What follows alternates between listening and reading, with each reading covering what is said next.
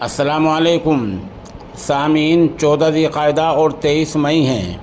خبر کا عنوان ہے ولی عہد شہزادہ محمد بن سلمان کا ایک اور کارنامہ۔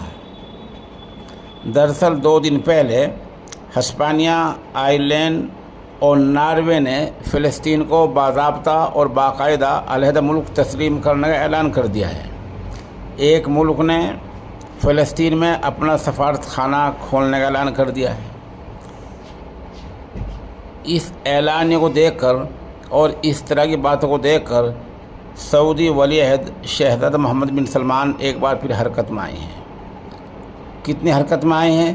بس انہوں نے فون اٹھایا اور فرانس کے صدر میکرون سے فون پر بات چیت کی۔ عرب ممالک میں اس بات چیت کے لیے جو بیان جاری ہوا ہے اس میں کہا گیا ہے کہ سعودی ولی عہد شہزادہ محمد بن سلمان نے فرانس کے صدر سے غزہ میں امن قائم کرنے کے لیے بات چیت کی ہے۔ مطلب یہ کہ جس شہزادے کو فلسطین کے معاملے میں نمائندگی کرنی تھی، قیادت کرنی تھی، بس وہ فون اٹھاتا ہے، بات کر لیتا ہے اور بس۔